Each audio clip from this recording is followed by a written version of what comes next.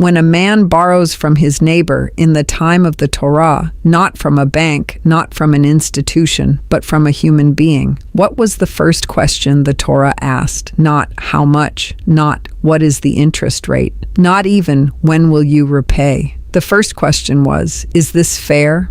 You see, the sages understood something that Wall Street has spent 100 years trying to make you forget. They understood that debt is not a product. Debt is a relationship.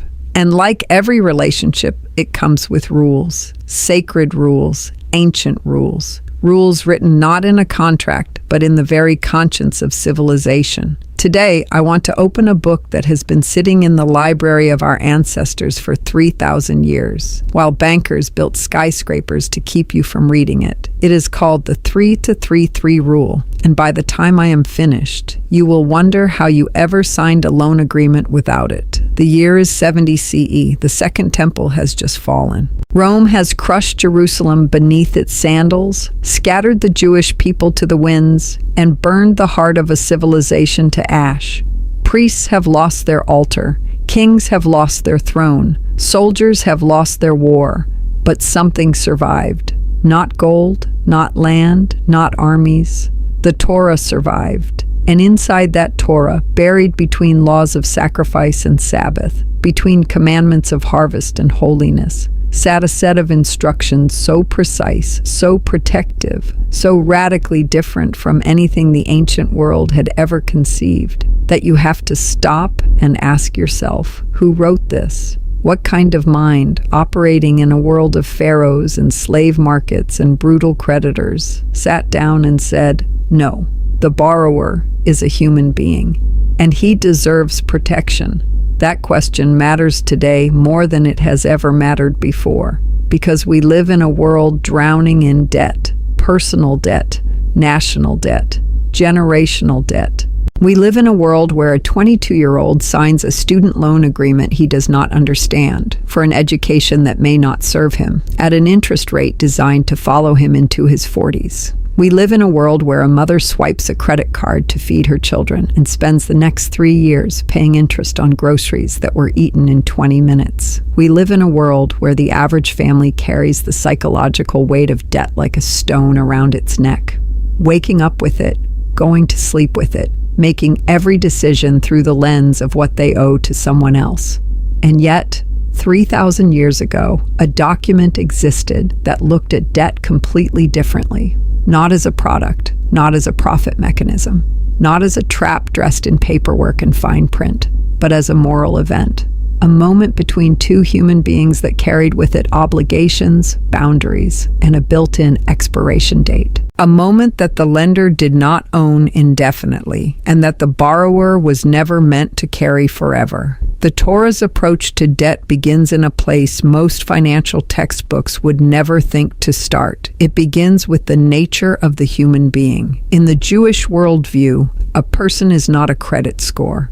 A person is not a liability on someone else's balance sheet. A person is created b'tselem Elohim, in the image of God. And that single theological statement changes everything about how money should move between people. If the borrower is made in the image of God, then the lender cannot treat him as a resource to be extracted. The loan is not simply a financial instrument. It is an act that touches the dignity of a soul. This is not poetry. This is law. Enforceable, detailed, remarkably specific law that the rabbis spent centuries refining and applying to real situations, real families, real crises. The Torah places its debt laws inside Parashat Mishpatim, the portion of judgments, not in the mystical sections, not in the ritual sections. Right alongside laws about courts and damages and the protection of widows and orphans.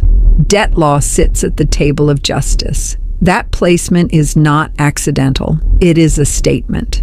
It is the Torah saying how money flows between people is not a private matter between two consenting adults.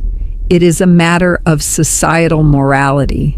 It is a question of whether your civilization deserves to stand. And the core of that morality, the spine running through every specific debt law in the Hebrew scriptures, can be organized into what we now call the 3-3-3 framework. 3 limits on what a lender can demand. 3 protections guaranteed to every borrower regardless of his circumstances. 3 exits built into every debt cycle so that no human being, no family, no community would ever be permanently enslaved to what they owed. These were not suggestions. These were not the idealistic dreams of ancient philosophers who had never met a creditor. These were binding communal laws enforced by rabbinic courts, embedded in the social contract of every Jewish community that ever existed, from Babylon to Barcelona to Brooklyn. And somewhere between the rise of modern banking and the invention of compound interest, the world stopped talking about them. In the Jewish world, 7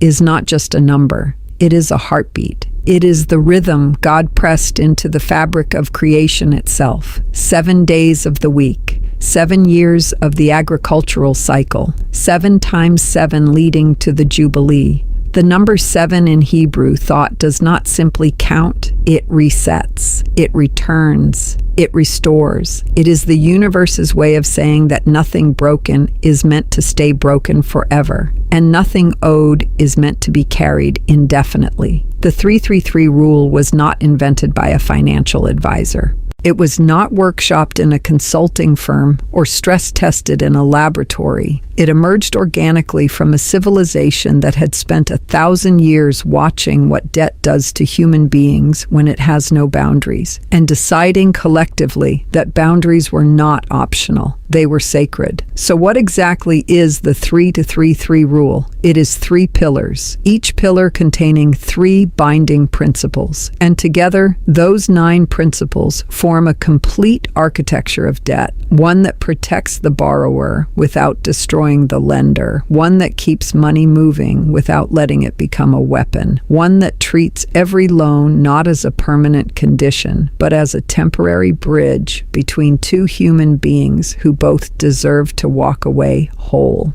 The first pillar is the 3 limits. The Torah is remarkably specific about what a lender is permitted to demand. The first limit is the prohibition of neshech, the Hebrew word for interest that literally translates as a bite, a bite. The rabbis chose that word deliberately because interest in the wrong hands does not grow your debt gradually. It bites into your life. It takes pieces. It is not a fee for a service. It is a wound that reopens every month. The Torah looked at this mechanism and said, between members of the same community, between human beings who share a moral covenant with one another, this is forbidden. The second limit placed a boundary on collateral. A lender could not seize items essential to the borrower's dignity or survival. He could not take a man's coat and keep it overnight. He could not enter the house and choose his own collateral. The power to reach into another man's life and extract value was strictly contained. The third limit was on time. No debt was designed to be permanent. The sabbatical year, the Shemitah, arrived every 7 years, like a scheduled liberation, and with it came the mandatory release of outstanding debts. The clock was always ticking, not toward default and destruction, but toward freedom. The second pillar is the 3 protections. Every borrower, regardless of his situation, regardless of how much he owed or how far behind he had fallen, was guaranteed 3 protections that no lender could legally remove. The first was the protection of dignity. The collection process in Torah law was not a humiliation exercise. A creditor could not shame a debtor publicly, could not expose his circumstances to the community, could not use social pressure as a collection tool. The second protection was shelter. A man's home, his fundamental place of refuge, could not be seized as a consequence of debt. You could not render a family homeless in the name of recovering money. The third protection was productive capacity. The tools a man used to earn his living were untouchable. His millstone, his plow, his means of generating income, these were off the table. Because a community that strips a man of his ability to work in order to recover a debt has not solved a problem. It has created a permanent one. The third pillar is the three exits. This is perhaps the most radical element of the entire framework, and the one that modern banking has most aggressively erased from public consciousness. The Torah did not simply regulate debt. It engineered escape routes directly into the system. The first exit was the Shemitah release, arriving on a fixed schedule every 7 years, forgiving outstanding personal debts, and giving every borrower a legislated fresh start. The second exit was the Jubilee, arriving every 50 years, which reset not just debts, but land ownership, returning property to original families and dismantling accumulated concentrations of economic power before they could calcify into permanent dynasties. The third exit was the communal responsibility built into Jewish law that said when a member of your community cannot repay, the community itself carries a share of that burden. There is a moment in history that most people have never been taught. It happens quietly, not on a battlefield, not in a revolution, not with the sound of cannons or the sight of burning buildings. It happens in a boardroom, in a legislative chamber, in the careful, deliberate language of a financial contract designed by people who understood exactly what they were doing and were counting on everyone else not to notice. It is the moment the 3-3-3 rule dies, not all at once, not dramatically, but slowly, methodically, brick by brick. The way you dismantle a wall when you do not want anyone to hear it falling. To understand how banks buried the 3-3-3 rule, you have to first understand what banking looked like before the 20th century fully arrived. You have to go back to a world where lending was still understood, even by secular institutions, as a moral act with moral consequences, where usury laws existed in nearly every Western nation, where the Catholic Church had spent centuries condemning excessive interest as a sin, where even governments, operating with no particular religious motivation, placed legal ceilings on how much a lender could charge a borrower because common sense and basic observation had made one thing undeniable. Unconstrained interest destroys communities. The Torah had known this for 3,000 years. But now, finally, the wider world was catching up. And then something shifted. The late 19th century and early 20th century saw the most rapid and radical transformation of financial infrastructure in human history. Central banks were being established. International lending was expanding. The machinery of modern credit was being assembled piece by piece, and the people assembling it were not moral philosophers. They were not rabbis studying mishpatim. They were architects of power who understood one fundamental truth, that debt, properly structured, is the most efficient mechanism of control ever invented. More efficient than armies, more durable than political systems, more invisible than any chain ever forged from iron. The Federal Reserve was established in 1913. Within 2 decades, the global financial system had been reorganized around principles that stood in direct and deliberate opposition to everything the 3-3-3 framework represented. Where the Torah demanded limits on interest, the new system made interest the engine of its entire operation. Where the Torah built in exits, the Shemitah, the Jubilee, the communal release, the new system engineered a structure with no exits at all.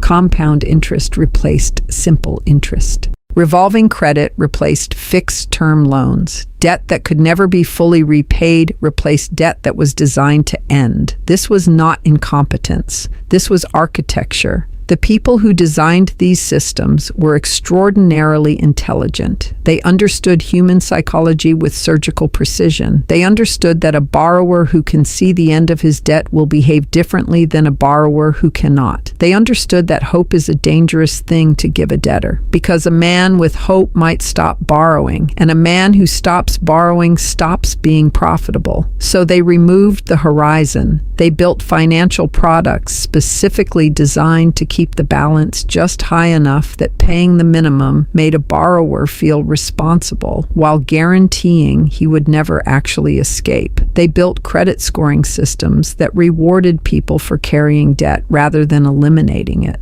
They built an entire cultural narrative, reinforced through advertising, through education, through the language of aspiration itself, that normalized permanent indebtedness as simply the price of modern life. And simultaneously, they ensured that the alternative framework, the one that had existed for 3 millennia, the one that had protected communities and dignified borrowers and built in liberation as a structural feature rather than an accidental outcome, was never taught.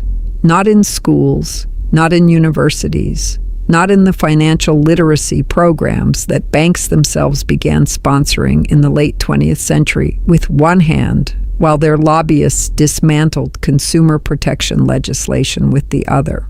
The cover-up was not a conspiracy in the dramatic sense of secret meetings and shadowy figures. It was something more commonplace and therefore more dangerous. It was the quiet, consistent, institutionalized prioritization of creditor interest over borrower dignity. It was the replacement of a moral framework with a mathematical one, where the only question debt was permitted to ask was not, is this fair, but is this legal? And legality, as it turns out, is remarkably easy to write when you are the one holding the pen. There is a difference between knowing something and living it. You can know that sugar is harmful and still reach for it every morning. You can know that sleep matters and still stare at a screen until midnight. Knowledge on its own does not change behavior. Knowledge has to become a practice. It has to become a decision made in a specific moment, with a specific number in front of you and a specific human being on the other side of the table who is counting on you not knowing what you now know. That is why this keynote exists. Not to leave you impressed by ancient wisdom, not to send you home with a fascinating story about rabbinical courts and Babylonian debt cycles that you share at dinner once and forget by Friday, but to hand you something operational, something you can open like a tool and use this week, this month, this year against a financial system that has spent a century perfecting the art of extracting wealth from people who never received the instruction manual. The 3-3-3 rule is that instruction manual, and applying it begins with the first pillar, the 3 limits, and the most important question those limits teach you to ask before you borrow anything from anyone. That question is not what is the monthly payment. That question is not what is the interest rate, though that matters enormously. The question the Torah trained an entire civilization to ask first is this: does this debt have a boundary? Not a theoretical boundary, not a boundary buried in clause 47 of a 40-page agreement, a real, visible human boundary, a point in time and a point in amount beyond which this lender cannot reach. If you cannot answer that question clearly before you sign, the Torah's framework is telling you something. It is telling you that you are not looking at a loan. You are looking at a trap wearing the paperwork of a loan. The practical application of the first limit in the modern world means refusing any financial product where the total repayment amount is not disclosed up front in plain language. It means calculating not the monthly payment, but the lifetime cost of the debt before you commit. It means understanding that a 30-year mortgage at a rate that feels comfortable today will extract from your family 2 to 3 times the original borrowed amount by the time the final payment clears. The Torah did not say borrowing is forbidden. It said borrowing without boundaries is a moral failure, and that moral failure belongs to the system that designed the product. But the financial consequence belongs entirely to the person who signed it. The second pillar, the 3 protections, translates into a personal non-negotiation list, a set of assets, resources, and capacities that you decide, in advance and in writing if necessary, are permanently off the table, regardless of what any creditor demands or any financial pressure creates. Your ability to feed your family is not collateral. Your housing stability is not collateral. Your professional tools, your means of generating income, your capacity to function as a productive human being, these are protected not because a bank agreed to protect them, but because you have internalized a framework that existed 3,000 years before that bank was incorporated. This is not naive idealism. This is strategic self-protection dressed in ancient language. Because the moment you decide in advance what cannot be touched, you negotiate differently. You walk away from different deals. You recognize predatory lending not as a technicality, but as a violation of something fundamental. And that recognition changes the power dynamic in every financial conversation you will ever have. The third pillar, the 3 exits, is perhaps the most transformative in practical terms because it requires you to do something that modern financial culture has systematically trained you not to do. It requires you to build your own Shemitah, your own scheduled liberation, because the banking system will not build it for you. There is no institutional jubilee arriving in year 50 to reset your balance sheet and return your equity and forgive what remains. That mechanism was dismantled 100 years ago and replaced with a perpetual motion machine of compounding obligation that runs until you stop it yourself. Building your own exit means establishing a debt elimination timeline before the debt is taken on, not after. It means structuring every loan you carry with a specific end date that you control, not a minimum payment schedule that your lender controls. It means treating debt freedom not as a distant aspiration you will address when circumstances improve, but as a non-negotiable destination with a route mapped before you leave the driveway. The communal dimension of the third exit carries its own modern application, and it may be the most countercultural idea in this entire framework. The Torah's assumption was that no borrower stands alone, that the community has a stake in the financial health of its individual members, that when one family drowns in debt, the entire community loses something: productivity, stability, dignity, trust. This assumption has been so thoroughly erased from modern financial thinking that even suggesting it sounds radical. But it is not radical. It is ancient. It is tested. It is the operating system of every tight-knit community that has ever survived economic adversity with its social fabric intact. Applying this today means building financial accountability relationships, not with institutions, but with people. It means finding 2 or 3 individuals whose financial judgment you trust and whose awareness of your financial decisions creates the same social accountability that rabbinic community structures created organically. It means refusing the isolation that debt thrives in, because debt in the dark compounds faster than debt in the light. And a financial decision witnessed by someone who knows your values and your goals is a fundamentally different decision than one made alone at midnight on a website designed by behavioral psychologists to reduce your resistance and accelerate your click.